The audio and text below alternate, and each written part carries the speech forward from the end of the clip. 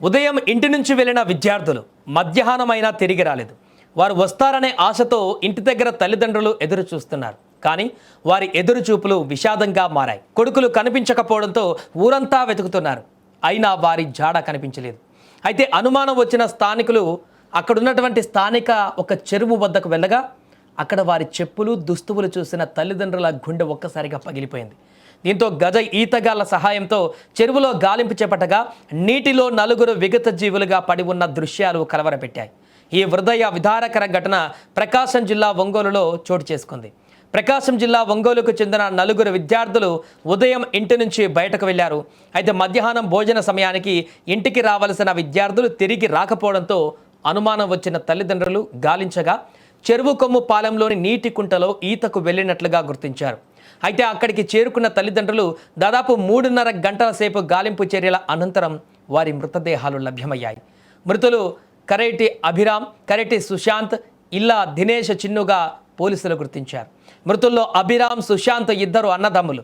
ఒకే కుటుంబానికి చెందినటువంటి ఇద్దరు చిన్నారులు మృతి చెందడంతో తల్లిదండ్రులు కన్నీరు మున్నీరుగా విలపిస్తున్నారు.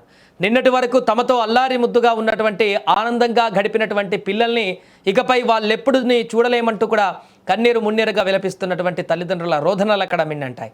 వారిని చూసిన వాళ్ళంతా భావోద్వేగానికి గురయ్యారు. చిన్నారుల మృతితో ఊరంతా విషాద ఛాయలు అలుముకున్నాయి. ఏదేమైనా కూడా వరుసగా జరుగుతున్నటువంటి ఇలాంటి ఘటనలు గతంలో కూడా 2 రోజుల క్రితం కూడా ఇలాంటి ఘటన ఒకటి జరిగింది.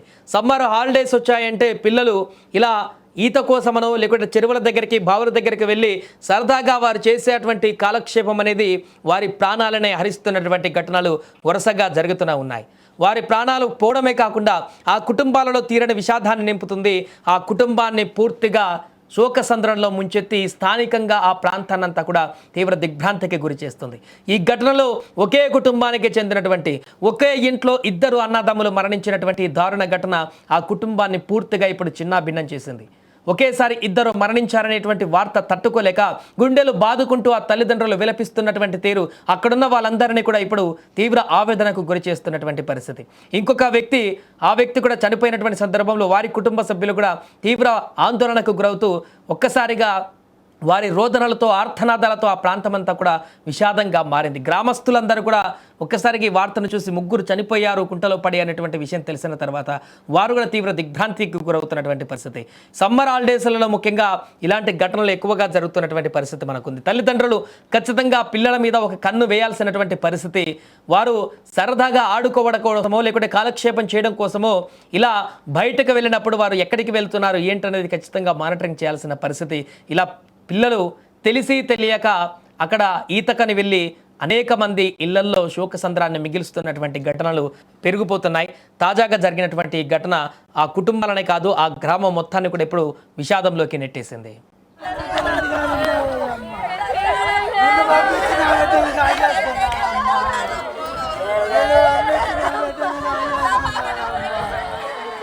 అమ్మా